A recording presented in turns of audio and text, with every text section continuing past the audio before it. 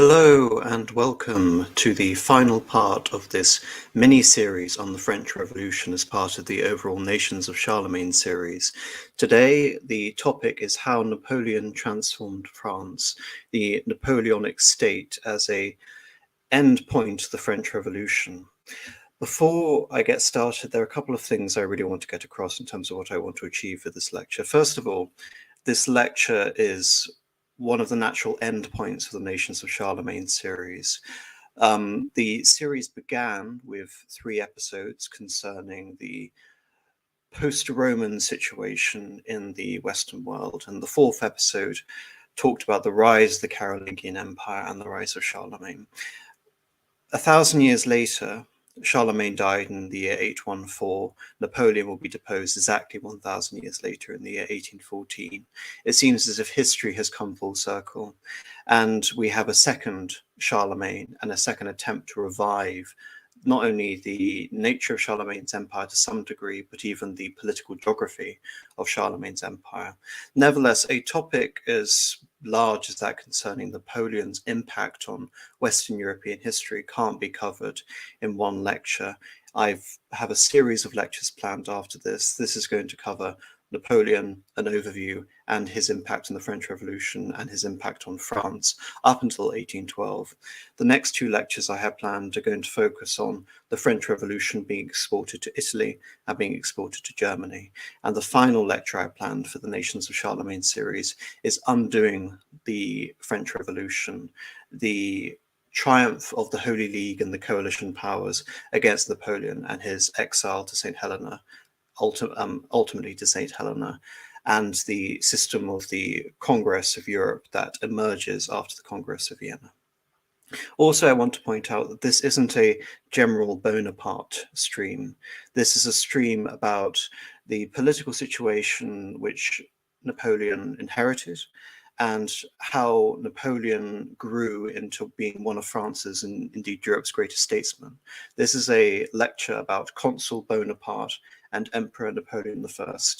If you want to discuss the various battles and the military history behind Napoleon, that topic has been discussed ad nauseum, but the actual statesmanship of Napoleon has been less discussed, and this is primarily a political stream, a stream about the politics of ideas, and of course the arena of royalist history persisting throughout all of this time, and the various analogies you can draw.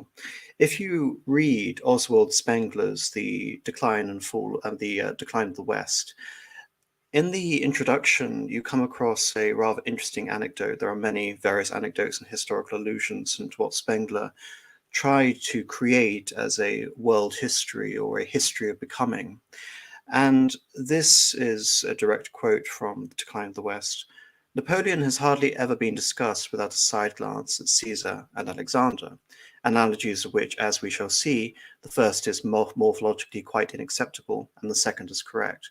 While Napoleon himself conceived of a situation akin to Charlemagne, the French Revolutionary Convention spoke of Carthage when it meant England, and the Jacobins styled themselves the Romans. So here we have a series of neoclassical ideas that are underpinning this entire sequence of historical events.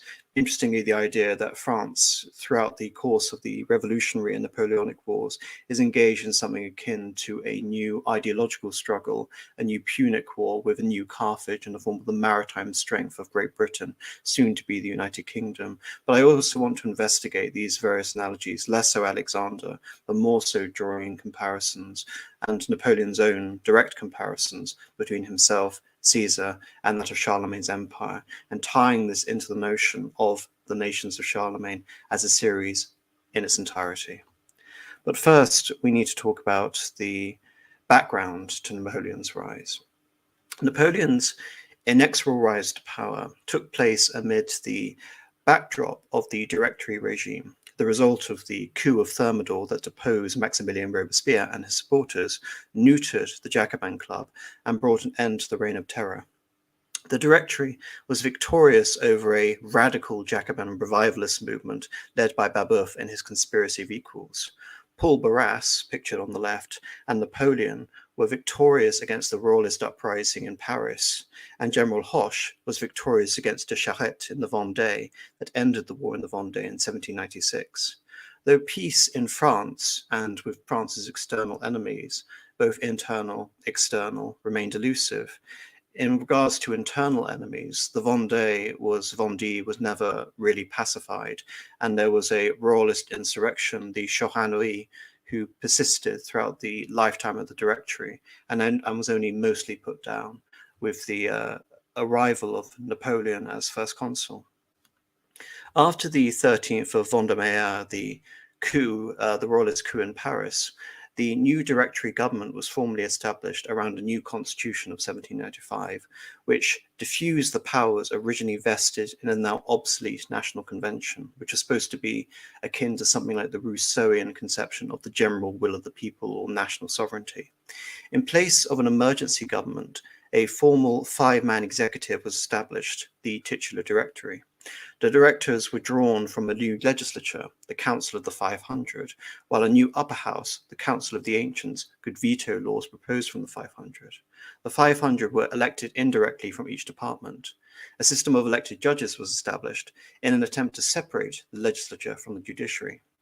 To assert the power of this new settlement, this new constitution, and indeed correcting the political mistakes of the Girondins in 1792 and 1793, the new government abolished the various revolutionary committees throughout Paris and the Paris Commune government itself, which had been mainstays of Jacobin power in Paris.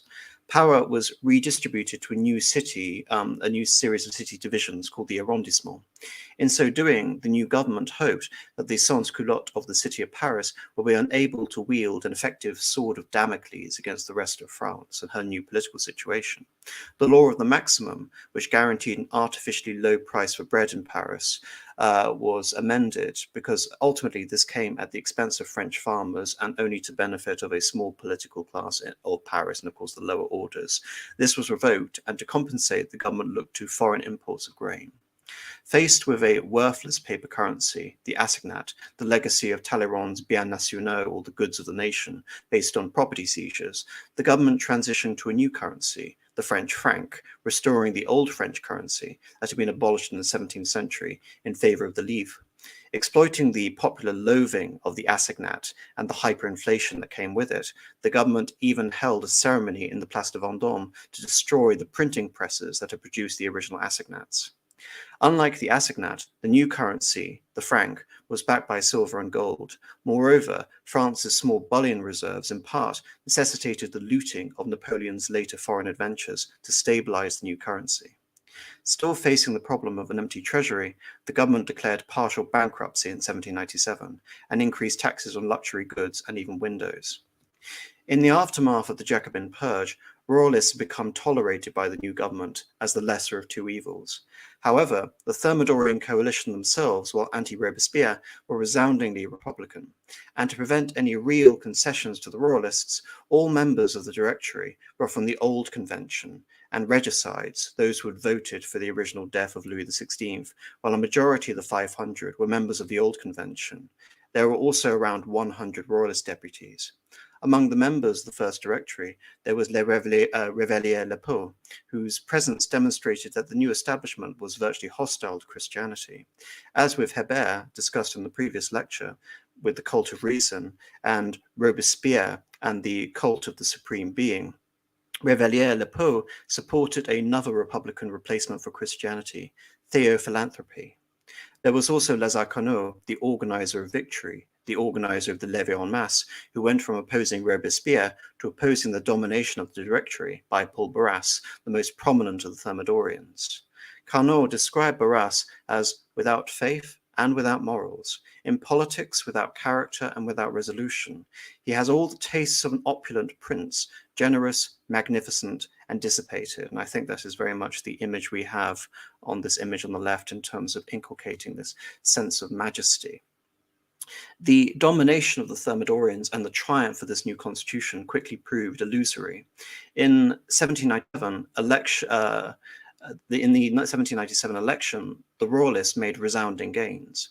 With royalist and royalist sympathizers now in the majority and controlling the presidency of both legislative houses, they began to repeal measures taken against emigres and non-juror priests. The Directory accused the royalists of treason and decreed that any Jacobin or royalist in Paris was to be shot without trial in what amounted to a Thermidorian self-coup, the coup of the 18th of Fructidor, led by the Republican victor of the Vendée, General Hoche. With Paris under the control of the Directory, the election results were annulled, and those accused of conspiring against the Republic were either deported or executed, while Paul Barras chose this moment to settle old scores with his political opponents, such as Carnot. Rather than stabilize the Thermidorian regime, this self-coup crippled it. With the constitution a dead letter, and with a delicate balance of power between the royalists and the moderate republicans shattered, radical Jacobins, whose support was now needed to crush the royalists and their various uprisings in Provence and Lyon, were readmitted into the government. Among the members of the new Directory were Molin de Douai, who had helped draft the law of suspects at the height of the Terror. Proscriptions were announced for various nobles who had been politically active in the Terror. New commissions were established to target and deport priests, in what amounted to a general intensifying of the anti-Catholicism of the government, which forbade religious observance on Sunday, though by design the Republican calendar was meant to purge Sunday from living memory. With radical Jacobins and moderate Republicans holding seats in the new Directory, the central government was effectively paralyzed. The Directory continued to pursue the expansionist aims of its predecessor, the National Convention. After the Battle of Fleurus, France had acquired the Austrian Netherlands and was resolved to establish a new Gallican border at the River Rhine. By 1795, Britain remained the most ardent of France's enemies and struggled in vain to keep the First Coalition together after 3 years of war and no end in sight to the French occupation of Belgium. The British and the Austrians proposed a general congress of Europe's powers to mediate peace, which France refused, after which Austria remained the only major power in opposition to France on the continent. Jourdan and Moreau, France's most prominent generals at the time, along with Hoche, would invade Germany and take Vienna. Bonaparte was promoted from General of the Interior after Vendôme to General in Italy, which Carnot expected to be nothing more than a diversionary campaign. Bonaparte at the time was considered the protege of Paul Barras, a zealous Republican and Thermidorian partisan, so this original appointment was political rather than meritorious. 2 days before Napoleon left for Italy in 1796, he had married Josephine de Beauharnais, the widow of Alexander de Beauharnais, who was blamed for the French failure at Mainz and executed at the height of the Terror. Indeed, she followed her husband not to execution but was nevertheless imprisoned. With Thermidor, Josephine was released, and her Parisian salon became a centre of political intrigue. She was indeed the mistress of Paul Barras before her engagement to Napoleon, and as such was a prominent figure in the Directory era of France in her own right. And we should also speak to this original dependency of Napoleon on Barras, to which he owed not only his military command, but also his wife. Napoleon and Josephine married in a civil ceremony.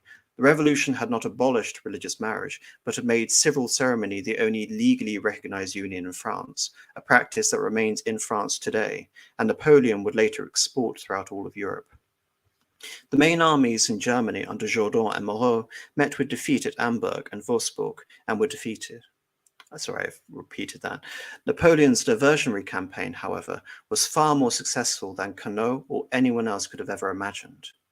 Within 2 weeks, Napoleon had defeated Savoy on the border, occupying the territory of Piedmont, Austria's ally, before attacking Austria's principal northern Italian fortress at Mantua. Every relief effort made by the Austrians, most famously at Arcalay and Rivoli, was defeated. Victorious against the French in Germany, the main Austrian army now turned to face Napoleon in Italy. Faster than anyone had anticipated, Napoleon imitated the objective of Jourdan's campaign by probing deep into Austria, except this time from the south, within striking distance of Vienna, before the Austrians sued for an armistice. When it came to the signing of the Treaty of Campo Formio in later 1797, the Republic was in disarray following the anti-royalist self-coup, and what is remarkable is that Napoleon was the principal signatory to the peace, the warlord turned peacemaker, while the political situation in the Republic continued to deteriorate. Moreover, Napoleon was a key anti-royalist figure whose military loyalists in Paris under Augereau executed the purges in Paris and augmented his own power and the power of the army at the expense of the Republic, that being Napoleon's own power. Through the treaty, Austria was removed from the war. France's Gallican borders were finally recognized at the left bank of the Rhine, carved out of Austrian and imperial territory. While the situation established for Italy itself left Austria with a footing in Venice, France had established client states in central Italy, and this situation would soon prove untenable for a lasting peace. Campo Formio built upon the earlier precedent of the Republic of Mayence and established sister republics, nominally republican allies of France, such as the Cisalpine and Ligurian republics, which were in actuality French client states. While in Italy, Napoleon had directly imitated Caesar with his military dispatches, amounting to a full-scale Napoleonic propaganda effort that drew analogies between Napoleon and Alexander, Scipio, Hannibal, indeed Caesar himself, while this ephemeral appeal to military glory was coupled with Napoleon's loot train of plunder from the various cities liberated from the yoke of tyrants by French arms, from Milan to Venice, where not only did he end the 1,000 years of Venetian independence, but he sent the horses of St. Mark, themselves the loot of the Crusade, the Fourth Crusade of 1204, back to be displayed at the Louvre, which would later christen the Musée de Napoléon.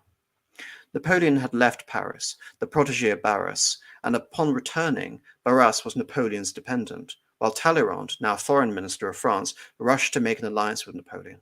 Only Josephine, it would seem, was slow to grasp the shift in the balance of power in France, as she had openly committed adultery during Napoleon's absence.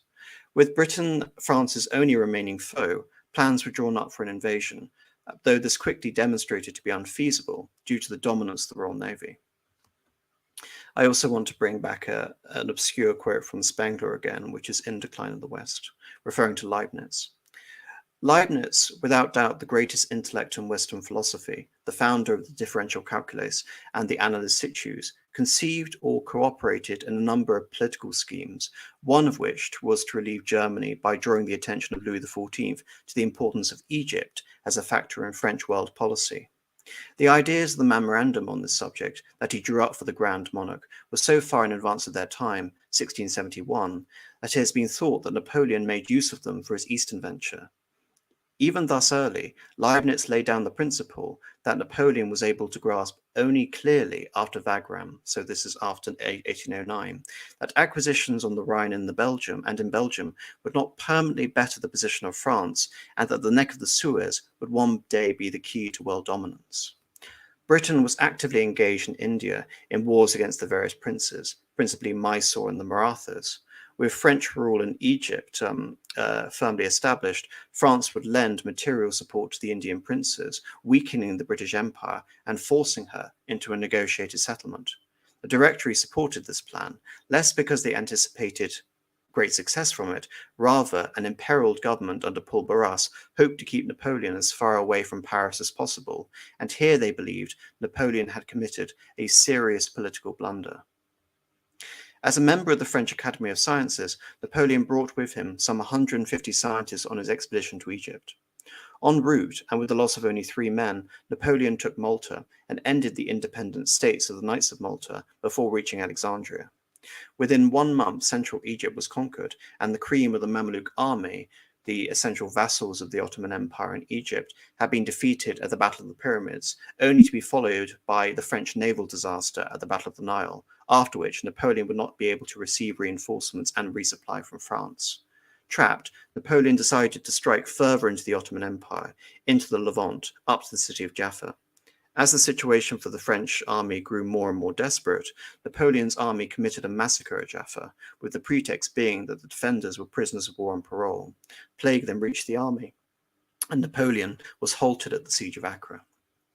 Napoleon's seizure of Malta and the Tsar's patronage of the Knights of Malta gave Russia a pretext to attack France. Already troops were in Switzerland aiding revolutionary forces attempting to establish the sister Helvetic Republic, and Russian Generalissimo Suvorov inflicted a string of defeats on the Franco-Swiss armies. Coupled with unrest in Naples, Austria was brought into a second coalition. While victorious in Switzerland, French gains in Italy were abandoned by 1799.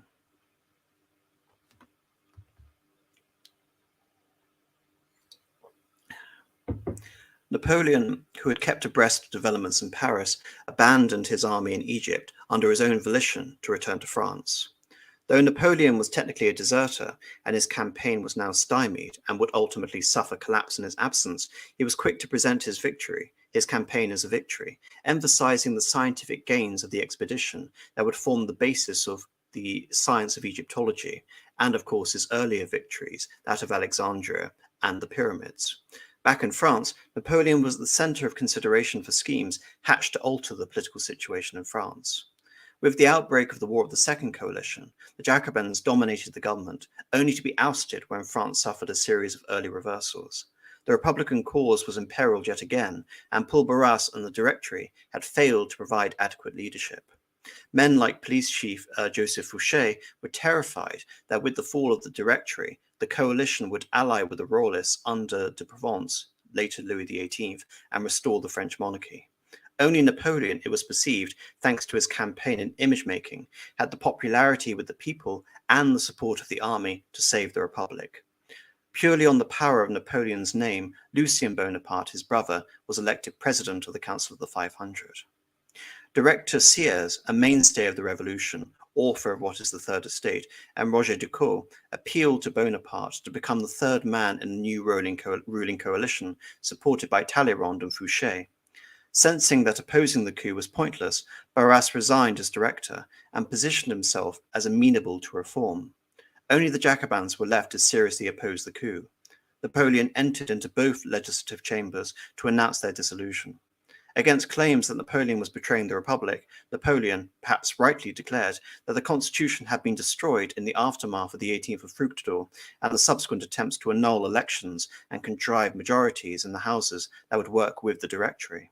Once in the Council of the 500, Napoleon was accused of outlawry and he seemed to faint. Some of the deputies were now brandishing daggers and he barely escaped the chamber with his life. It was Lucien, not Napoleon, who steeled the resolve of his grenadiers to expel the deputies from the chamber and complete the coup. A rump assembly appointed Napoleon, Sieyès, and Ducos provisional consuls of France and reorganized themselves into a legislative corps, while the streets of Paris were silent, indicating tacit consent to the coup. In contrast to the protracted deliberations and factional disputes that had underpinned the framing of the first three Republican constitutions, the Constitution of 1799 and its promulgation was swift, a coup within a coup. Ducos and Sieyès, who had envisioned a sharing of power, were sidelined, and Lebrun and Cambacérès were invited to assist Napoleon, who was now first consul, though unlike a Roman consul, which was the obvious historical allusion, and so much of the neoclassical nomenclature of the text, Napoleon was vested with dictatorial powers for a term of 10 years. The irony being that Napoleon exploited much of the constitutional planning of Sieyès to establish himself as France's head of state, and simply took on the role for himself and massively expanded the powers of that role of head of state. In the absence of military support, Sieyès was powerless to oppose Bonaparte. Rather, Sieyès had seriously underestimated Napoleon's political skill and his ambition. In the place of a bicameral legislature of the Directory, what was instituted was referred to by Benjamin Constant, who served as a member of the Tribunate, a regime of servitude and silence, with order as its principal goal. Napoleon controlled appointments to the new Council of State, the effective cabinet of France, whose membership amounted to all the ministers of the realm, and was responsible for preparing legislation. The Senate was a new body whose role was to consult the consul and draw up lists of notables who were to be drawn from popular election to the bodies who would debate on legislation, the Tribunate, and vote on legislation, the legislative corps. The system of departments was centralized further when Napoleon re-established the monarchical system of intendants with the system of prefects, central government surveillance of each department. Even the Tribunate, that had no right of initiative or the right to vote on law, with members such as Benjamin Constant, wasn't compliant enough for Napoleon. Underpinning the system, which withdrew from the earlier precedents of power emanating from a national assembly as representative of the popular will, was the plebiscite, which personally confirmed Napoleon's powers by direct vote of the citizenry. Though Napoleon was no doubt popular enough to win these votes outright, voter intimidation was rife and turnout was low, so Napoleon confirmed the plebiscite on his new constitution by fraudulently doubling the turnout, which showed that over 99% of voters backed Napoleon in his reforms. The pattern of fraudulent plebiscitary mandate would confirm Napoleon as first consul for life and then emperor of the French. Despite not wielding power through a personal mandate, Robespierre and his domination of the Committee of Public Safety was nevertheless organized under a similar principle of emergency powers necessitated by an impending overthrow of the Republic. Similarly, Napoleon's newly confirmed powers were dependent on rescuing France's military situation. Shortly after his confirmation as consul, Napoleon imitated Hannibal by crossing the Alps and winning the decisive victory at Marengo. With that one decisive victory, the Austrians withdrew from northern Italy. Coupled with Moreau's victory at Hohenlinden, the Austrians sued for peace again, confirming the presence of France's sister republics in the north of Italy at Lunéville. With Britain once again alone of the major powers in the coalition, Britain and France signed a definitive peace treaty, so-called, at Amiens, the first time France was at peace with all of Europe since 1792. Having brought France peace, rather than surrendering his dictatorial powers, Napoleon then had them confirmed by plebiscite. In the interim, Napoleon turned to colonial affairs and was unable to reclaim France's possession of Haiti, leading to his decision to sell the recently reacquired Louisiana colony to the United States. Talleyrand remarked at Amiens that France had finally achieved international recognition of her natural borders, the limit of the possible scope of her ambition, and to push her border any further would imperil any peace established on the principle of the balance of power in Europe. Prophetically, French consolidation over Switzerland and Napoleon's annexation of Piedmont in Italy not only precipitated a decade of increasingly arbitrary enlargements of France's European territory by Napoleon, but gave Great Britain, now the United Kingdom, a convenient casus belli to resume conflict with France until Napoleon's ultimate defeat, indeed his double defeat. The drastic transformation of the nature of revolutionary government has led many to consider the coup of Brumaire the end of France's revolutionary decade. Indeed, Napoleon himself declared, "The revolution is over. I am the revolution." But to what extent can we consider Napoleon a republican and a revolutionary, and his state a continuation of the republic rather than simply an emanation of Napoleon's own power, a Napoleonic state where the personality and vision of Napoleon in fact superseded the revolution, using, say, for example, the comparison of Carlyle's Great Man. And here I'm just going to read a few excerpts, paraphrased excerpts from an article called Je suis la Révolution Française, Carlyle, Napoleon and Napoleonic Mythus by David R. Sorensen. And here he begins by talking about a relatively recent history by one Dominique Villepin, who was a prime minister of France during the era of Chirac. For Villepin, Napoleon's life illustrates his boast that Je suis la Révolution Française. In peculiarly Carlyle language, Villepin celebrates the emperor's legacy. Not a day goes by without my feeling the imperious need to remember so as not to yield in the face of indifference, laughter, or jibes, and to advance in the service of the French nation. Villepin's response suggests that even in an age dominated by postmodern skepticism, hero worship remains a vital force. As Carlyle observes in Heroes, unbelievers might mock the tendency, but in no time whatever can there entirely eradicate out of living men's hearts a certain altogether peculiar reverence for great men, a genuine admiration, loyalty, adoration, however dim and perverted it may be. Nonetheless, Carlyle rejected Villepin's conviction that Bonaparte incarnates the French Revolution. According to Carlyle, Napoleon betrays the very principles that first distinguish him as a great man. He apostatized from his old faith in facts and took to believing in semblances. And that's a quote I'm going to come back to quite often. Carlyle was characteristically contradictory, independent, and prescient in his assessment of Napoleon, though his views are seldom mentioned either by historians or biographers. From an early stage in his career, he rejected the myth of redemption that the emperor, together with his publicist Emmanuel Lacasse, had artfully cultivated in the Memorial to St. Helena. And this was perpetuated by a wide range of writers, including Byron, Walter Scott, Hazlitt, Vigny, Balzac, Stendhal, Chateaubriand, and of course Victor Hugo. Bonaparte's example is crucial to Carlyle as a reminder of the limitations as well as the possibilities of hero worship. Keenly allied to the charge that he is an advocate of might equals right, Carlyle seeks in the final lecture of Heroes, the Hero is King, to distinguish between a ruler who governs in deference to eternal laws of nature and God, in this instance he cites Cromwell, and one who invests himself with the power and the authority to transcend these laws, Napoleon. In essence, the difference between true and false heroes lies in their capacity for belief, veracity, and conscience.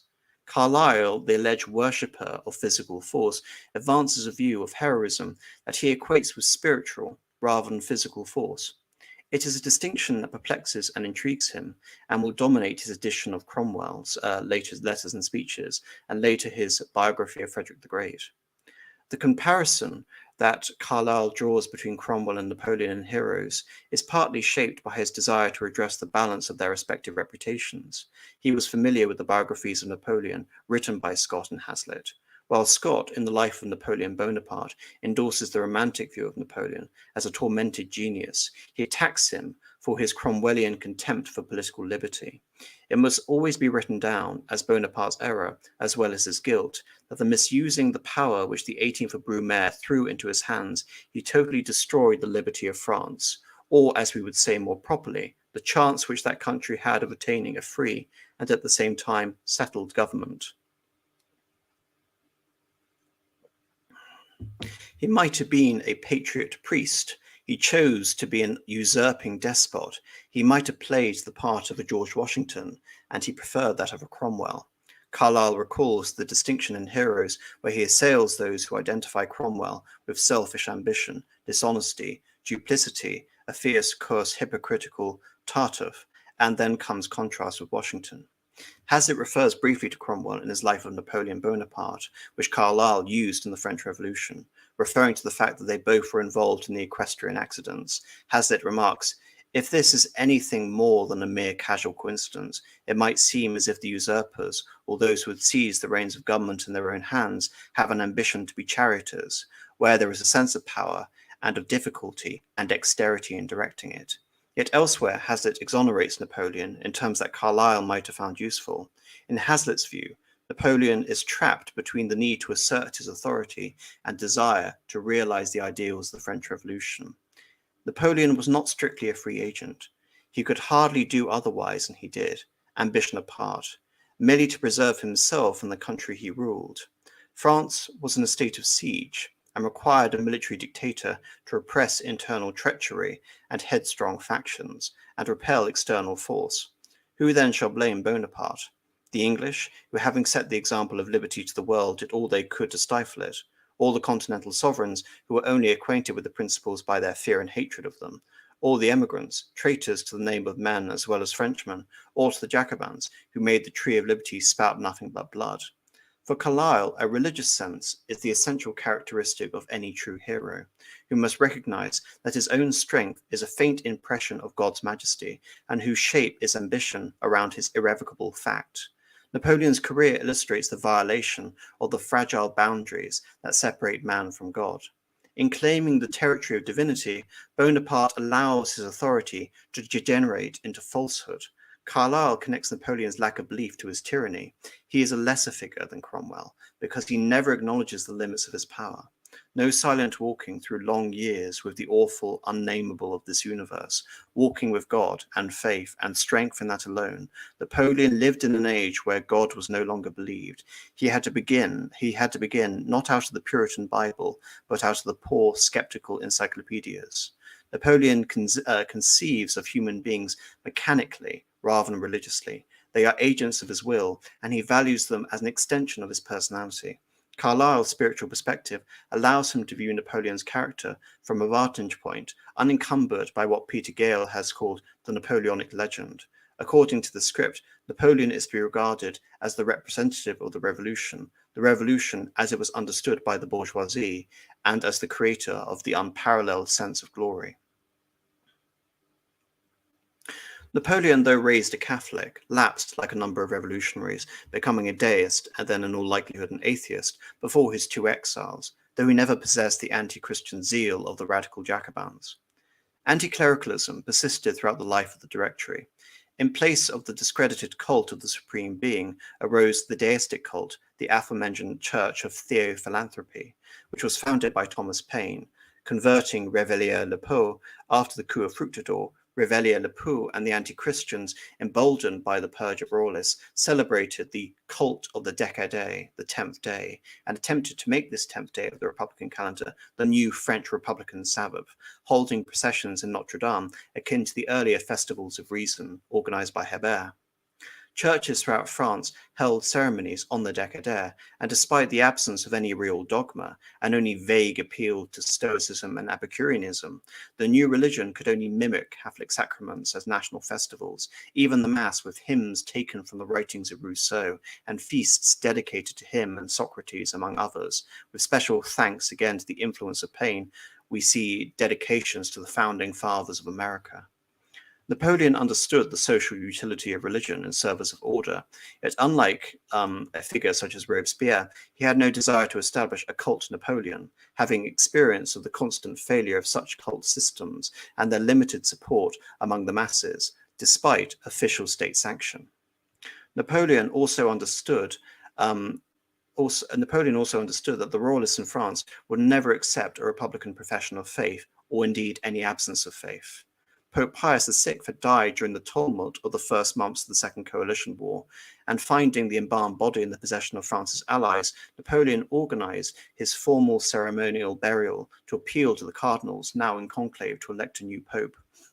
Moreover, the papacy was less positively disposed towards the coalition powers as they may have been back in 1793, following a number of imperial secularizations of church territory in Germany, and this will make up a significant part when I come to Germany in a future lecture. After Marengo, and with France's forces yet again in control of northern Italy, it suited both Napoleon and the new Pope Pius VII to come to an arrangement. This arrangement was the Concordat of 1801. Church property wasn't restored, yet it allowed exiled priests to return to their parishes, and most significantly, repealed the remnants of the civil constitution of the clergy. In fact, most priests that had sworn the oath found themselves ostracized by the restored Catholic establishment in France. Pre-revolutionary Gallicanism underpinned this new arrangement. Napoleon would appoint bishops and officiate over the Catholic Church in France, which was recognized as France's majority church. Free worship on Sunday was permitted once more. Nevertheless, church processions, church conduct, even the catechism and the teaching in seminaries was subject to state regulation. Napoleon instantly abrogated parts of the Concordat meant to establish Catholicism as the new state religion by establishing rights for Protestants and indeed Jews, in the case of Jews, abolishing the ghettos and permitting their general freedom of movement, and of course entry into various professions which has since been barred to them, while the conduct of Judaism, as with Christianity, was placed under the purview of state control. These so-called organic articles were declared by Napoleon unilaterally, meant to be accepted by the Pope on the face of it. The return of Catholicism also meant the abolition of the Republican calendar and the restoration of the Gregorian calendar, while the deistic cult and the cult of reason that found favor during the Revolution were officially banned. Though the restoration of Catholicism had drawn the Revolution to a close in one respect, during the remainder of the Consulate, Napoleon completed what had been attempted by Necker and established a central bank of France. Under Napoleon's direction, neoclassicism reached its apogee with the Empire style, replacing the late Rococo of Louis XVI and the classical minimalism of the Directory style. Perhaps the most obvious example of this is Napoleon's spurning of the powdered wig. From 1799, Napoleon aided in the adoption and the spread of the metric system throughout France and Europe. Napoleon was responsible for establishing a secular and standardized system of education throughout France, the so-called lycée. Despite the various declarations of the rights of man, despite the edicts of the August IV following Bastille Day and everything that followed, revolutionary France had failed to establish an effective system of civil law, akin to, say, the Allgemeines Landrecht of Prussia, that built upon Frederick the Great's principles of enlightened despotism, albeit it happened under a successor of his. It is perhaps appropriate that Napoleon, who at first considered himself an enlightened despot, with Frederick the Great as one of his many heroes, implemented the Code Civil, or the Napoleonic Code. Though it was Napoleon's ability to bring stability to France which enabled such a radical reform of the laws of the French realm, Cambacérès, the principal author of the code, had attempted to draft such a thing for presentation to the Convention and the Directory, which was rejected both on the basis of creating short-term instability in France, while France was so mired in factionalism so as to frustrate any consensus, and of course the Republic at that time lacked the raw power required to push through such reform and have it universally agreed upon. Though intended originally as a revolutionary code, Napoleon later came to think of the process as a new system of Roman law, with himself as a new Justinian, Justinian's code, the Napoleonic code. But this was far more radical in the sense that the code was new, secular, and written in the vernacular, not Latin, as opposed to a compilation of law based on precedent and ancient tradition, indeed ancient liberty. And this is what Carlyle refers to in terms of Napoleon embracing the new as opposed to representing the force of eternity. Thus, the Code was one of the most radical products of the French Revolution. With the implementation of the Code, it was followed by an overhaul of the criminal justice system, which differed significantly from, say, common law countries, and that the magistrate and prosecutor's roles were combined, while ad hoc general rules were supposedly the preserve of the legislature, not the judge, in an attempt to limit case law. Following from the French desire of the revolutions to establish the convention and the general will, not the judge as the source of law. In practice, that now meant the emperor, of course, rather than the general will of the people, unless you subscribed sincerely to the idea that the emperor is the embodiment of France and thus the general will. And of course, Napoleon would often make that claim. The French system, moreover, established a presumption of guilt in fact. Among the factors that clashed with the spirit of the Concordat of 1801, divorce was legalized.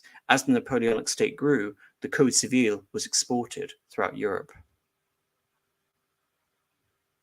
Napoleon was the target of assassinations, over 20 during his reign, and such assassination attempts provided a useful mechanism for justifying targeting political groups, various political purges, and ultimately necessitating an increase in the consul's power. By now, Napoleon already wielded more power than most kings of France, making him a monarch in the purest sense of that term, if not yet a king. The Daggers plot and the Infernal Machine plot, whose perpetrator organizations had been infiltrated by Pouchet's secret police and subsequently royalist and radical Jacobins, were targeted and eliminated by the state. With the resumption of hostilities between Britain and France, plots were often instigated or accused of having foreign backing. Among the main opponents to Napoleon during this time was General Moreau, who had retired after his victory at Hohenlinden. At the so-called Club Moreau, many royalist sympathizers and disaffected Republicans flocked to him and suggested that Moreau rather than Bonaparte should be the dictator. Long aware of Moreau's hostility to Napoleon, a supposed plot was uncovered conveniently that linked Moreau to the Bourbons and an attempted royalist restoration. Louis-Antoine de Bourbon was abducted as a symbolic Bourbon target and executed on Talleyrand's initiative. In the aftermath of the prince's execution, Napoleon believed that only a system of dynasty would guarantee his system of governance in the wake of these repeated assassination attempts, or so was the official justification. Though Lucien had fallen from the emperor's favor, the emperor had come to rely on his elder brother Joseph as an effective political mediator, while his best cavalry general, Joachim Murat, had married his sister Caroline some years before, Caroline, of course, being one of the most intelligent of Napoleon's relatives. Though Napoleon had reconciled with Josephine after her infidelities, she had become a political liability, and that after 8 years of marriage, Josephine, now in her 40s, hadn't produced a child and thus an heir for Napoleon. Napoleon, however, was intent on glorifying her regardless and drawing an heir from one of the members of his extended family. On May the 18th, 1804, the Senate officially bestowed the title of Emperor of the French upon Napoleon. The historical analogy was vital for the political utility of such a moment. The French had effectively speed-run through half a millennia of Roman history in 15 years, from the deposition of the last king Tarquinius to the conferment upon Octavian of the title Augustus by the Senate. The Senate conferment of such a title was at least superficially meant to create a Caesarian conception of monarchy, founded from the Republic, and thus a technical continuation of the Republic as a form of princeps or first citizen. Napoleon was thus Emperor of the French Republic until 1808, when allusions to the Republic were jettisoned for the Empire. But this was only one of many conscious historical analogies Napoleon drew upon to substantiate his claims of imperial authority.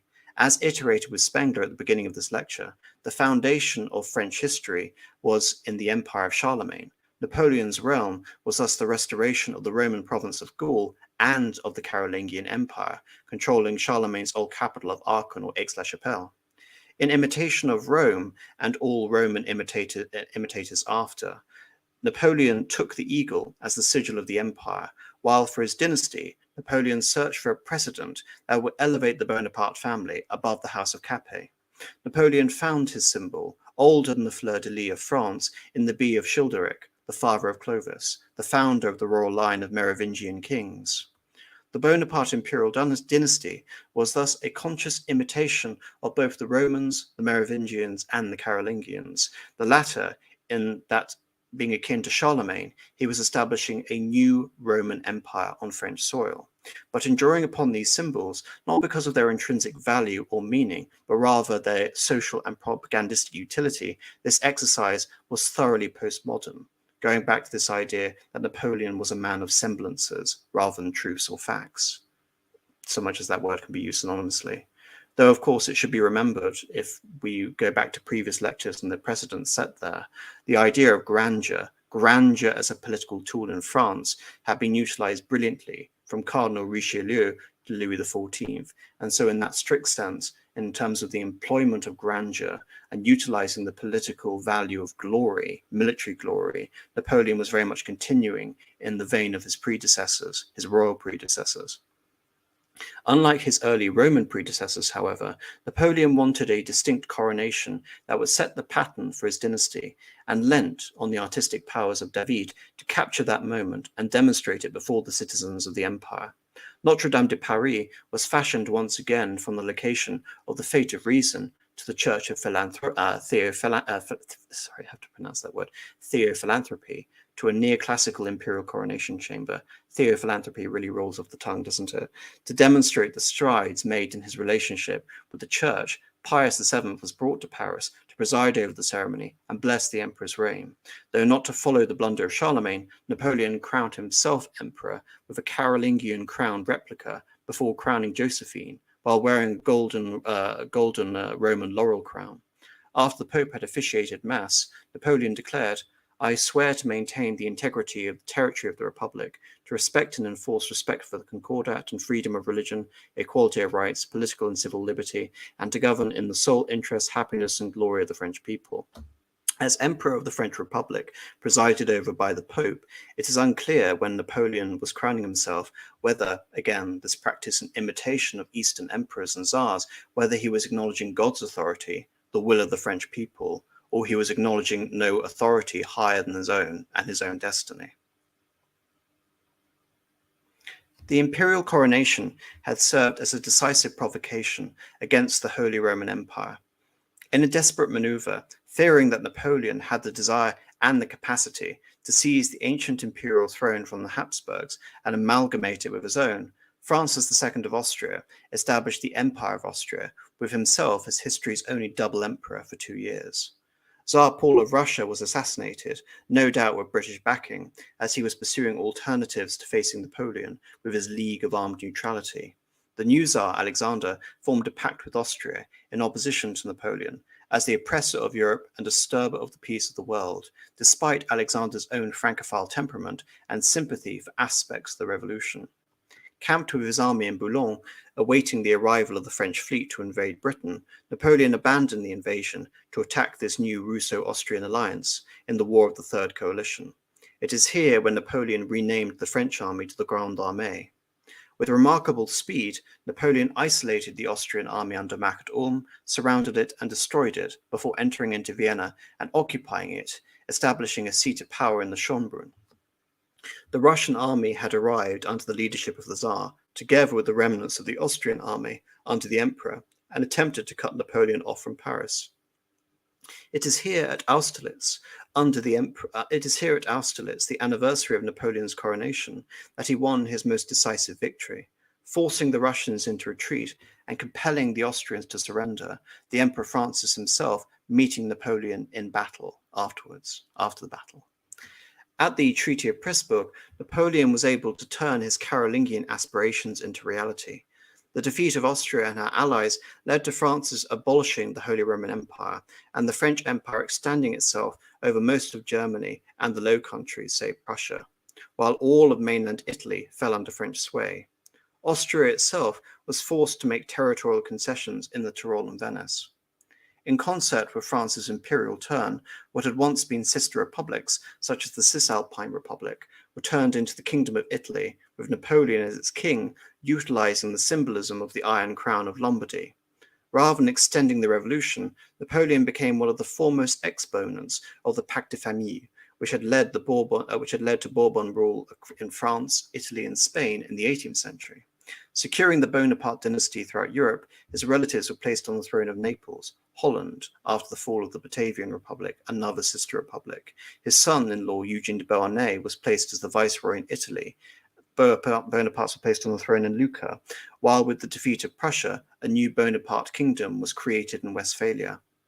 If we are to return to our previous analogy on the Punic War, with Britain being a surrogate for Carthage and thus the principal enemy of this new Rome, Napoleon's continental triumph concealed a disaster that would imperil the future of his new empire. At Trafalgar, both the French and Allied Spanish fleets were destroyed by Horatio Nelson. The defeat was so decisive so as to confirm British maritime control for the next century. At once, Napoleon's only major willing ally, Spain, had been cut off from its colonial empire, and any prospect of a British invasion would have to wait until France had concluded a massive program of naval construction. Napoleon's inability to touch Britain meant that Britain could continue to fund France's enemies in Europe and blockade non-European goods from French markets. Shortly following Napoleon's creation of an organization of German states, the Rhinebund, dependent on him, with willing supports from states such as Bavaria, Prussia, with Russian support, declared war on France. Swiftly, the Prussian armies were defeated at Jena and Auerstedt, and Napoleon entered Berlin. From Berlin, Napoleon implemented a continental system whereby any nation in France's orbit, whether it be a Napoleonic vassal like Westphalia or an unwilling ally like Austria, placed an embargo on British trade, and as Napoleon's control over Europe grew, this meant that in principle, British goods could not enter Europe. In practice, the blockade was nearly useless at deterring British smugglers, and Napoleon had to rely on his allies implementing the scheme, who often proved unreliable. From Berlin, Napoleon pursued the Russians to Eylau, where he suffered his first military setback before defeating the Russians decisively at Friedland. At Tilsit, Napoleon met Tsar Alexander of Russia and concluded a peace whereby Russia lost no territory, but conceded to the creation of a semi-independent Poland in the Duchy of Warsaw and agreed to join the continental system. From 1807 to 1808, Napoleon was at the height of his power, and nominally, most of Europe was part or subject to or allied with his empire. Nevertheless, the continental system was not working, and British goods were entering the continent through Portugal. While en route to invade Portugal, Napoleon placed French garrisons through the fortresses of his ally Spain. Spain's alliance with France was unpopular, and in 1808, King Charles IV and his hated favourite Manuel de Godoy were removed from power.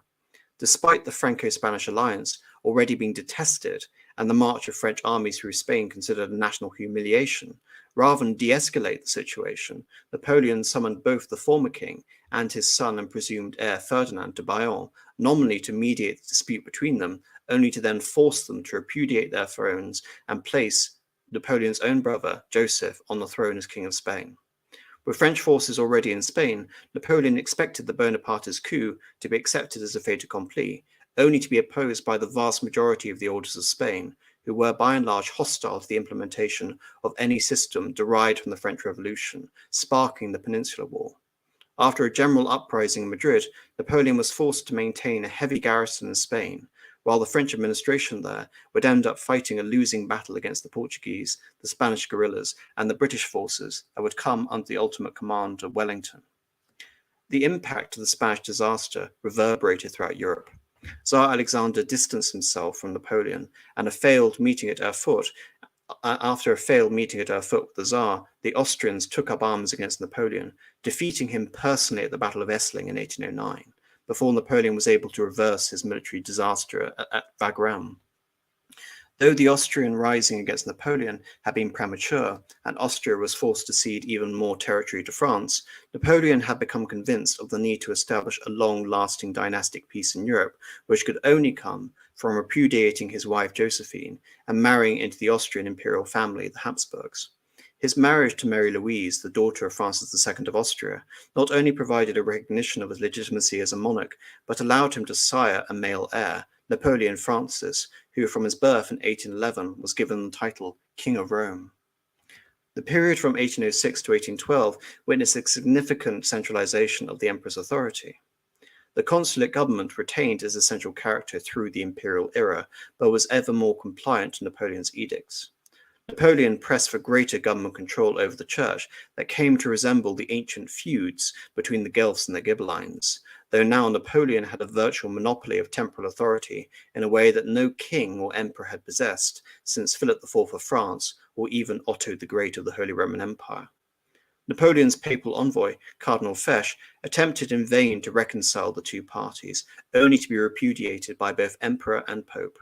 In 1808, Eugene de Beauharnais, Napoleon's viceroy in Italy, annexed the eastern parts of the Papal States, and at the height of his war with Austria and Spain during 1809, Napoleon issued the Schönbrunn decrees, whereby he invested himself with the power of the Carolingians, drawing upon the precedent set by Charlemagne and Pepin, his apparently august predecessors, declaring that the papacy had misused the original donations of Pepin, and after 1,000 years, confiscated the territory of the Papal States under his assumed authority as emperor. This territory became the basis of Napoleon's Kingdom of Rome that was to be given to Napoleon Francis upon the birth of Napoleon Francis 2 years later. The Pope responded by excommunicating Napoleon, and Napoleon responded by imprisoning the Pope until he not only lifted the excommunication, but signed a new and far less favourable concordat. Napoleon had effectively repeated the medieval argument and won through sheer force, though Pius, while imprisoned in Paris, would not yield to Napoleon's dictates. Such aggressive action against the Pope did nothing but inflame anti-French sentiment in Spain further. Similarly, after Talleyrand had questioned Napoleon's aggressive foreign policy in the wake of the failed Congress of Erfurt, the foreign minister was subject to a formal public dressing down before the emperor. The annexation of the Papal States was fueled by Napoleon's vendetta against the papacy. In the wake of Napoleon's defeat, France established itself in Carniola, Carinthia, and Dalmatia, creating the Illyrian provinces, a buffer zone from which to exert French authority at Austrian expense, expand French control over the Adriatic, augmented with its possession of Corfu, and if need be, place pressure on the Ottoman Empire. The annexation of those Croatian lands precipitated another guerrilla insurgency. Holland was ruled by Louis Bonaparte, another brother of Napoleon, and intended to be nothing more than a conduit for Napoleon's authority. But of all the Napoleonic statelets, the Netherlands suffered extensively from the loss of trade with Britain, and King Louis was determined to be an effective king of the Dutch and resist the arbitrary dictates of France. His resistance, coupled with the fact that Napoleon wanted to dissolve the Dutch nation to effectively cancel France's loans from Dutch investors, while the British led an amphibious expedition to the Netherlands during the Welschering campaign, led to the annexation of the Netherlands by France in 1810. By 1812, Napoleon had occupied Oldenburg and all the German states with North Sea access, ostensibly to better enforce the continental system. Finally, Catalonia was incorporated only partially into France, as the French-Spanish kingdom's authority was crumbling, appealing to the ancient Carolingian precedent when French borders extended to the Ebro. By 1812, the empire had 130 formally constituted departments. With Catalonia, it would possibly make 134, though this was never to be. And of course, Illyria was never constituted into the normal structure of France, retaining an independent system of administration. By 1812, references to the Republic had been replaced by references to the Empire. France was a hereditary monarchy, and Bonaparte held more sway over Europe than any one man since Charlemagne. Moreover, the constant expansion of the French state represented a triumph of the Napoleonic system, but increasingly, and had the Napoleonic Empire been allowed to consolidate, it would have resembled an empire of continental Europe, And here is another article I quickly want to draw from the conclusion of this lecture, and you can find it in the description. It is Napoleon, Charlemagne, and Lotharingia, Acculturation and the Boundaries of Napoleonic Europe by Michael Burrows. The Napoleonic adventure is one of the most paradoxical episodes in the history of modern Europe, and the recent shift in scholarly interest towards the political and social impact of imperial rule has actually deepened the paradox. Wolfe redefined the significance of the Napoleonic period in its aptly titled Napoleon's Integration of Europe. The problem is simple yet profound.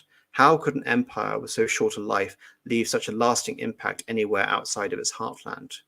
Yet the work of Wolfe and countless other scholars working in different national contexts shows that Napoleon's rule did exactly this, because the lasting impact of French rule did not always correspond to the amount of time Napoleon had given an area. The Vendée remained inexplicable well into the 19th century. A country, a people so strangely blind and so strangely bewildered, as Michelet famously put it, of course, Michelet being one of the most famous left-wing historians of the 19th century. Indeed, when the thesis of Francois Furet is remembered, that it took even France almost a century to come to terms with its own revolution, then the paradox not only deepens but widens, for even the impact of the regime on France itself cannot be taken for granted. Although in his insistence that Napoleon stabilized the revolution for the French, Furet perhaps missed the heart of the dilemma of his own theory that has done so much to heighten. The one great given of an early historiography, that the Napoleonic Empire was the pure and simple extension of France, la grande nation, shared by conservatives and Marxists alike, is now open to question. Pabon saw the whole regime in terms of paradox and pointed directly to it, when he said Napoleon's claims to the crowns of both Caesar and Charlemagne were incompatible. It must now be asked which territories were best assimilated to the Napoleonic Empire and why. Napoleon made much of the Carolingian analogy, yet when he chose to compare himself to Charlemagne directly, it was with accurate, specific reference to political geography. Until me, he told Girard, France still resented Caesar. The supremacy of the Pope, the Empire of Germany, the King of the Romans were destroyed by me.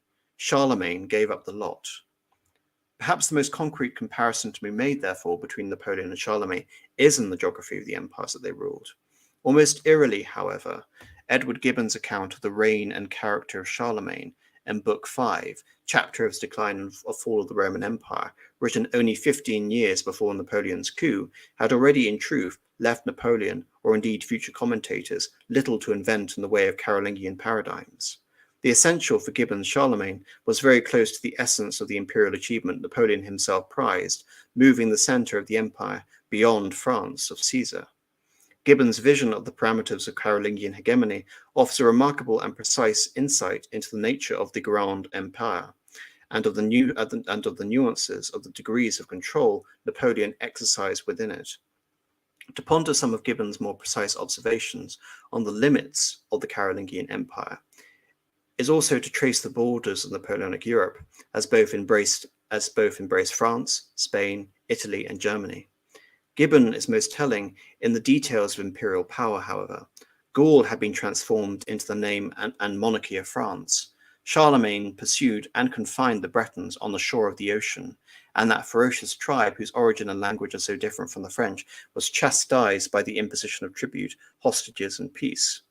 After a long and evasive contest, the reunion of Aquitaine to France enlarged its present boundaries. With the addition of the Netherlands and Spain as far as the Rhine, he instituted the Spanish March, which extended from the Pyrenees to the river Ebro. Barcelona was the residence of a French governor. As king of the Lombards and the patrician of Rome, he reigned over the greatest part of Italy, a tract of 1,000 miles from the Alps to the borders of Calabria. Charlemagne was the first to unite Germany under the same scepter. The Alemanni, so formidable to the Romans, were faithful vassals and confederates of the Franks. If we retrace the outlines of this geographical picture, it will be seen that the Empire of the Franks extended between east and west from the Ebro to the Elbe or the Vistula, between north and south from the Duchy of Beneventum to the river Eder. Gibbon's vision of the core of Europe is far from fanciful. Only the fact that Charlemagne got further in pacifying the rest of France than did Napoleon detracts from an almost exact parallel, together with the fact that in 1814, the Bourbon legitimists, unlike the Merovingians, rose again in Aquitaine. Napoleon had to fight to reattach the Midi, the Vendée Militaire, and the Massif Central to France after the Revolution, and it is in these regions, rather than the conquest beyond the interior of 1792, where the term reunion should really be applied. He resurrected the Spanish March in the last desperate years of the empire, although his grip on it was less sure than attributed to Charlemagne by Gibbon. Napoleon revived this impossible domain almost more by will than design, as emerges when Charlemagne's failure past Gibbon are juxtaposed to the limits of Napoleon's own hegemony.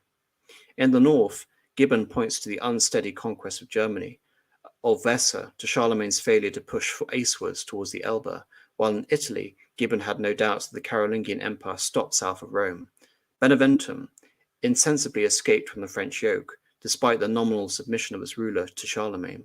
In Spain, Gibbon noted how Charlemagne, without distinction of faith, impartially crushed the resistance of Christians and rewarded the obedience and service of the Mohammedans. It is less Napoleon's famous remark in Egypt about conversion to Islam, which springs to mind, than Suchet's use of French troops to collect feudal Jews in Valencia, in flagrant contrast to the spirit of the Valladolid decrees, in an effort to win the support of the local aristocracy. The parameters of the European heartland, as conceived by Gibbon, were actually put to the test by Napoleon less than 2 decades later. The result was less a vindication of the Carolingian universal monarchy than the revelation that the core of the empire was neither France nor a wider Christendom, but an area, a true macro region, akin to Lothar's impossible domain. It was in the limits of his hegemony, rather than his twin imperial Lombard and imperial crowns, that Napoleon truly usurped the inheritance of Charlemagne. By the early 19th century, there appeared to be a logic of Lotharingia. It became Napoleon's inner empire. Lothar, as the elder son of Charlemagne, received the richest prize at Verdun. The province is centered on the great trade axis of the Rhine, the Meuse, the Rhone, the Saône, together with the valley of the Po. The conquest of the 1790s, Napoleon's included, had already brought most of the Isthmus folly under France, but time, even so short a space of time as Napoleon's adventure allowed him, proved this to be the natural heart of his empire. The Atlantic Revolution may have reorientated the commercial wealth of Europe, but one result of the Anglo-French Wars was to reinforce the importance, the alluvial core of non-maritime Europe. However fragmented politically the lands of the impossible domain, if extended slightly westwards to include northeastern France, represented the most settled, relatively advanced part of Europe throughout the early modern period. Revolutionary Napoleonic aggression finally brought it together under a single political hegemony, if not quite under one ruler, forming the economic raison d'etre of the continental system, even if the impact of the blockade deprived it of its natural coastline components. This was the natural center of gravity of the Napoleonic imperial enterprise, much more so than Napoleon's original political springboard of Old France. And this is where I'm going to leave it for this lecture, in the sense that we talked about Old France being the original springboard. Next time, I'm going to be discussing the effects of the French Revolution when it comes to Italy and it comes to Germany, of course, forming in this Carolingian Empire. And the final lecture of Nations for Charlemagne will be covering Napoleon's defeat from 1812 up to the failure of the Congress system by 1822 and the death of Napoleon, of course, in St. Helena of 1821. So thank you, everyone, for listening. I'm just going to go through all of the super chats and the comments which I have received over the 3 episodes of this series. Hopefully those of you who did send super chats over the previous nights are here, so you can hear me, or at least will watch this video at some later time, so it won't really matter. Right. Rarebit for $5 Australian simply says, thank you for your videos. Well, thank you very much, Rarebit. Dark Arts by Adrian for $10 US. Love this content. Thank you very much. Well, thank you very much, Dark Arts by Adrian. John Gordon for $10. Again, just thank you, AM. So thank you, John Gordon. Now, Nick S for $10. Did you consult Carlyle for this series? If so, what are your views on him? Well, yes, this was obviously from a previous episode, but if you definitely watched this episode, yes, I certainly did consult Carlyle for this episode. In terms of, and indeed all of the series, in terms of what I think of him, I think it's better to reframe that question in terms of what I think his utility is. I mean, one of the things I hope I've done in the previous 3 lectures is give everyone at least an overview of the political situation in France between 1789 and 1812, because it can be quite daunting to, not only is Carlyle's literary style quite inaccessible, especially for readers nowadays, but it's also, I think, very difficult to embark on Carlyle without having a underpinning or general understanding of the events of the French Revolution, especially as he tends to take more of a POV literary approach to it, rather than taking the approach that I do, which is referring to this all in terms of larger political events and how everything impacts everything else. So I would recommend that you read Carlyle, but have an introduction into the history of the French Revolution before you do so. In terms of his actual historical utility, in terms of his views on the French Revolution, I'm not as aggressive as he is in terms of his denunciation and degeneracy of the French nobility. That was a large section of it, but I don't tend to blame especially Louis XVI and the people around him. I tend to blame the weakening political situation and the catastrophe that was the long disastrous reign of Louis XV for demolishing faith, not only in the monarchy, but in the moral fabric of the French nation as a Catholic nation. I think that needs to be understood. And it's something, again, I referenced Carlyle again when I talked about the ancien regime in an earlier lecture. So maybe go back and look at that. But in terms of doing Carlyle and really investigating his claims, I suggested at one point of maybe doing a comparison between Carlyle's Frederick the Great series and von Ranke's own history. Maybe comparing Carlyle with, I don't know, some Marxist contemporaries of that time could be quite interesting, but that would be a historiographical stream and not just a history stream, which employs elements of historiography. Nevertheless, thank you very much, Nick S., for your contribution. So thank you very much. Faith Knight for $50. Thank you very much, Faith Knight. That's very generous of you. Thank you for your hard work in researching material for this important topic. Favorable artistic depictions of terrible men like Marat and Robespierre has always made my blood boil. Reminds me of a certain modern martyr of the American extraction. Yes, I do. Well, again, this is so integral to the idea of historical myth making, is your ability to take the most repugnant figures in all of history and make them appealing to the likes of posterity. I mean, you'll find the images of Marat grotesque. I think maybe David's painting of the death of Marat is perhaps the most absurdly grotesque painting all of history in terms of the serenity of the subject matter, in terms of his encapsulation of Marat, and in terms of the pure disgusting character that is Marat. Again, nothing more than an agitator who was constantly calling for blood and radicalizing everyone around him. I have a slightly softer spot for Robespierre, but definitely not for someone like Marat. So I think that's very much a favorable impression. But again, just looking at this period and looking at the Napoleonic skill of myth making, and going back to this idea of semblance, and that's ultimately all of Napoleon is. All of this is, to some extent, a postmodern experiment, which is all the more remarkable, the remarkable thing about it. And I almost feel that if we're to superimpose this on a modern context, so many of these ideas were just so prevalent around that Napoleon was able to take all the developed strains, the Carolingian revivalism, neoclassicism, the general antipathy towards the ancien regime, and he was able to refashion it into something which was both incredibly modern, yet also appealed to ancient precedent, and so could fulfill this idea of a return to nature, akin to, again, on the one hand, you can say Rousseau is incredibly radical, but some people definitely interpret him as actually a very reactionary thinker in terms of his appeal to hallowed antiquity. Interesting ideas, but I think in terms of this thoroughly postmodern conception of Napoleon and his whole idea of semblance and myth making, this and all of the ridiculous artistic depictions of Napoleon, all of these are just there to dazzle you through the sight of aesthetics. And of course, it's not just the battle, it's the painting of the battle. I'm not particularly a fan of Gladiator, the film, but there is a moment where Joaquin Phoenix, who plays Commodus, talks about the idea of spectacle. And he talks about the idea of giving people a vision of Rome's greatness. In a sense, that's all Napoleon is, except he is actually going out there and winning the battles and providing the spectacle to the Parisian mob back home. And of course, the Jacobins were also,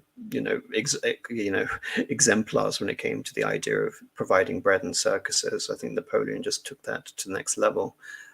Mike, 2017 for $10. Thank you very much. People swayed by empty rhetoric and desperation is understandable, but how were the various ambitious reformers and cult-like beliefs seen by the people? Were these things just ivory tower fantasies? Yes, perhaps more so than at any other point in history. The reason why they got so much support as they did is because they were state sanctioned, and there was a lot of piggy banking off the saints' days and off essentially the idea of arranging a festival like the Fête de Fédération, which really sort of began this, the first celebration of Bastille Day. People were drawn to it less because they understood the innate symbolism of such an action, but more the idea is the Republicans and the early revolutionaries, who weren't as of yet Republicans, wanted to make all of these occasion celebrations feasts. They wanted to hand out food, they wanted to amuse people, they wanted to inspire people, they wanted to provide a new sense of Republican post-revolutionary awe, which banked upon all of these older ideas which are being refashioned. But as I demonstrated with the Church of Theophilanthropy, all this can do is take something like the Catholic Mass, add a Calvinist tinge to it, and get rid of the Christian hymns and replace them with hymns based on the writings of Rousseau. So yes, there was and of course also using the same buildings, the same churches, and in some cases even the same priests who had gone over fully to the revolution, as many priests were ardent participants of the revolution as well. Some were more successful. I think actually the Church of Theophilanthropy was more successful because it had a longer gestation period than, say, something like the Cult of the Supreme Being, which went off with a colossal bang and then completely vanished from all existence after the death of Robespierre, because it was so intimately associated with him, and thus when he was discredited, the entire system just went away like that instantly. And of course, the understanding of this idea that these are just ivory tower fantasies is confirmed when Napoleon believed that the social utility of bringing back Catholicism with the Concordat took priority over establishing a cult Napoleon, as I termed it. Enlightened Despot for 30 Canadian dollars. Thank you so much. It's very generous. There was a European docudrama on the French Revolution for the bicentennial. It was supposed to be a celebration with an upbeat score, but the horror and tragedy overtakes the makers. It ends with candles for the dead. Yes, I've seen that in both English and French. It has an all-star cast, if I remember. Jane Seymour plays Marie Antoinette. You have Peter Ustinov playing Mirabeau, and you have Sam Neill playing Lafayette. I forget who else is in it.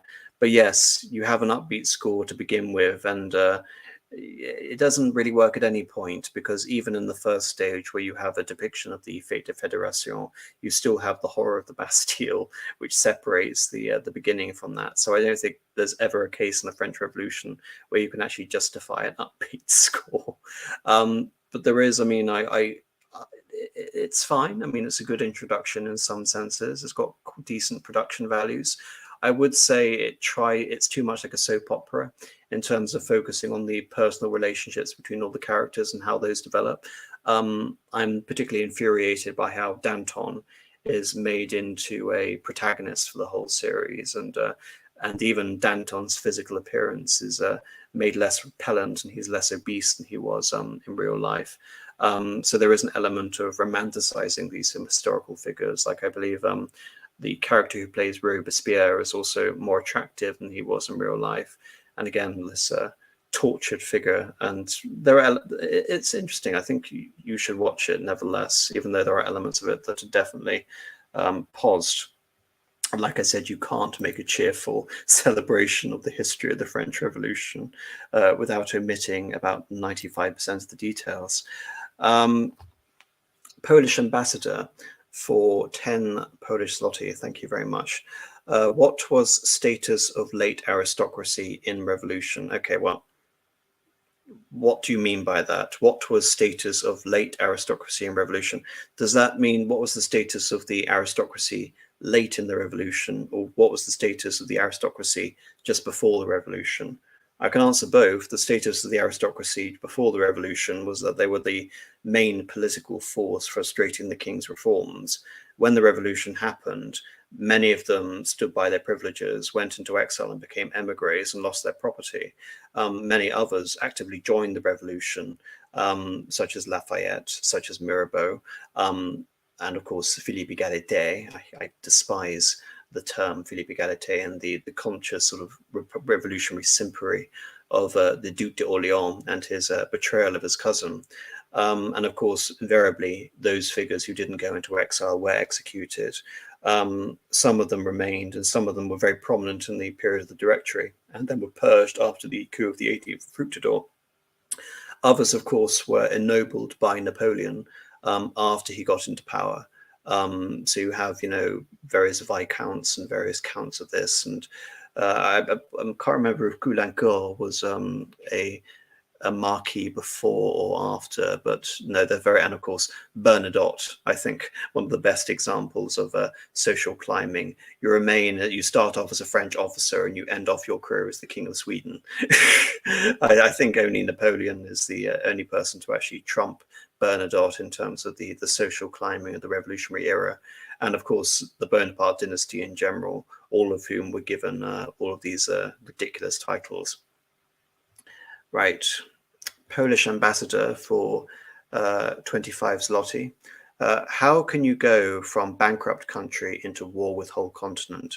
Was it all just plunder economy? Dead church royalists, confiscated wealth? Well, yes, there was a large, like I mentioned in my previous lectures, even before the war, Talleyrand had conceived of the idea of the bien national, the idea of the goods of the nation. And this was first of all done targeting the wealth of the church and confiscating all church property. And even that, I mean, the whole basis of speculation from the early French Revolution was the basically a massive property bubble that arose in the wake of this seizure of all this new property by the state, and it was the backing for the original new French currency, the assignat. The assignat wasn't meant to become a currency, but it evolved into a currency through necessity. And of course, the printing of the assignat soon outpaced any of the real value of the confiscated goods in France, and it became a worthless, hyperinflated currency. So when it comes back to the idea of actually, the Directory bringing in the franc, and of course Napoleon stabilizing the franc and trying to issue a central bank currency, all of this was done in part due to the plunder economy.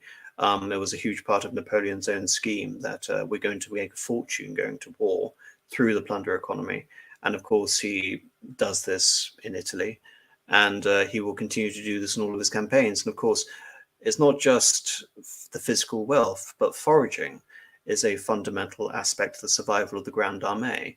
So when Napoleon was fighting in virtually impoverished countries such as Spain and of course Russia, the army did very badly.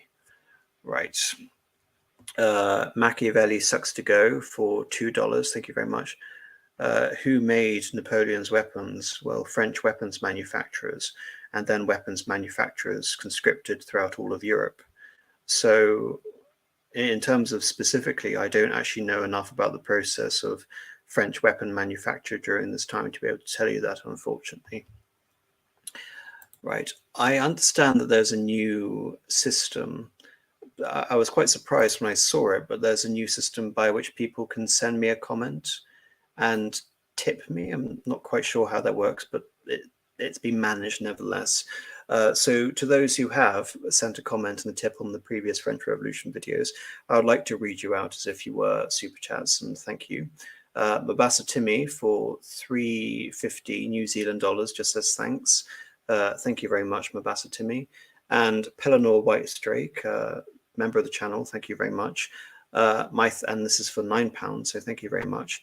My thanks for these streams, about the only thing keeping me sane between the newborn being awake. Well, that's well, again, congratulations for the for the coming of your child. I'm very happy to hear that, put on a white streak, and I hope parenting isn't too arduous at the moment. But nevertheless, thank you very much, and thank you for supporting the channel. Right, that is it for the super chats for this evening.